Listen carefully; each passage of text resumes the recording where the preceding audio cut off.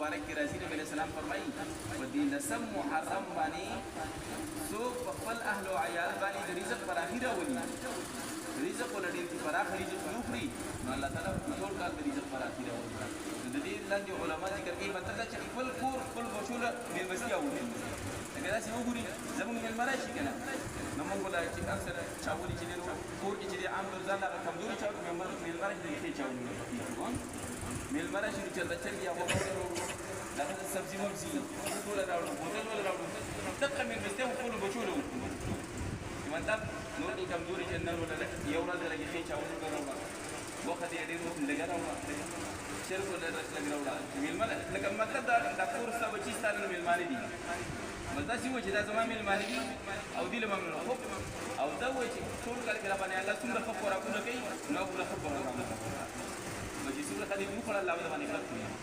دا الله نو امید ساته مونږ ټول کال فریضه په سیلان دې ګرځو نو دا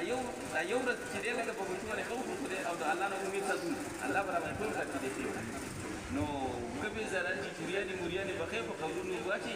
په قبرونو واچي چوریانو نه سره جوړيږي دا خپل پروګرام وو اځي زه هم خو دا ځان ودی کې دا سره او دې ته پروګرام کې خدای په ټول دا پروګرام وکړي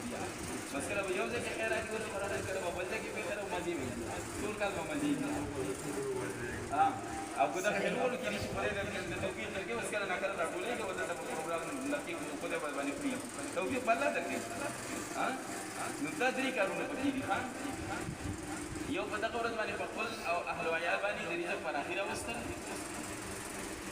نهم ورځم یا لسم یو لسم محرم باندې روزنی ول دا دوه کارونه پکې کوي او د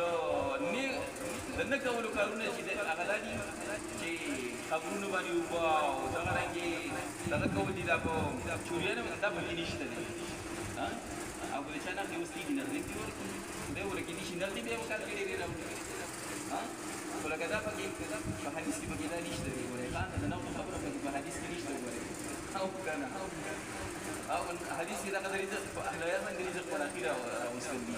نو دا ورځ چې دا د خیر او برکت چې ورځي دي او بل دا زنانه اکثر د سپیری دي د مور سپیری ورځي په لري کنه سپیری دا بهترین او بختوري ورځي دي ها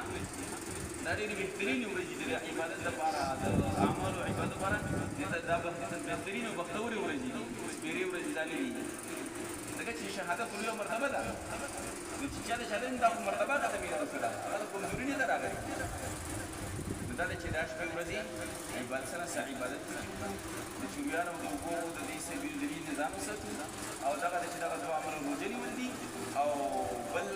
کاته کوي چې په دغه ورځ باندې خپل اهل او عیال باندې څوک د رزق پر اخیره ولي الله تعالی په ټول کال کې هغه د